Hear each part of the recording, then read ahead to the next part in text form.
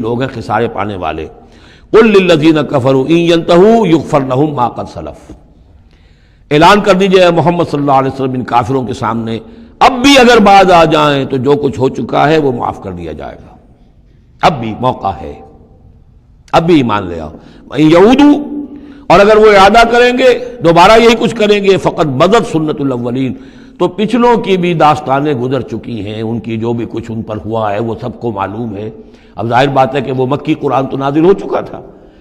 سورہ اعراف بھی نازل ہو چکی، سورہ نام بھی نازل ہو چکی، جو کچھ ہوا ہے قوم ہود کے ساتھ، قوم صالح کے ساتھ، قوم شعیب کے ساتھ، اس ساری داستانیں تو تھی، فقط مدد سنت الاولین،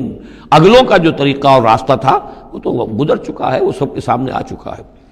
وَقَاتِلُوهُمْ حَتَّى لَا تَكُونَ فِتْنَةٌ وَيَكُونَ الدِّينُ كُلُّهُ لِلَّهِ، یہ سورہ بقرہ میں بھی آیت آئی تھی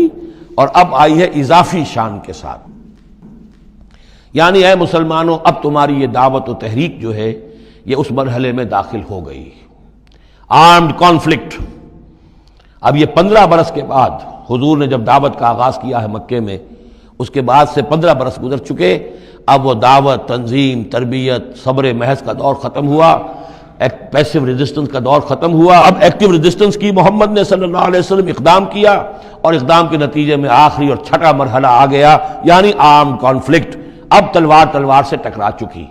اب تمہاری تلواریں نیام میں نہیں جائیں گی جب تک کام مکمل نہ ہو جائے، اور کام کی تکمیل کیا ہے؟ فتنہ بالکل ختم ہو جائے۔ وَقَاتِلُوهُمْ حَتَّى لَا تَكُونَ فِتْنَةٌ، فتنہ وہ کیفیت ہے کہ جس میں ایمان پر قائم رہنا، ایمان پر عمل کرنا مشکل ہو جائے۔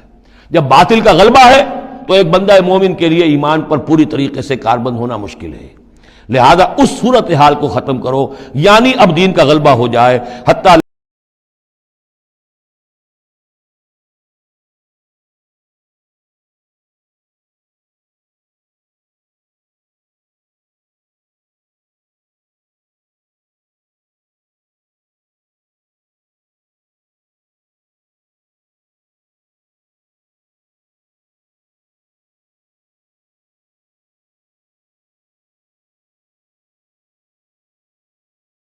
اچھا ہے وہ حمایتی اور کیا ہی خوب ہے وہ مددگار۔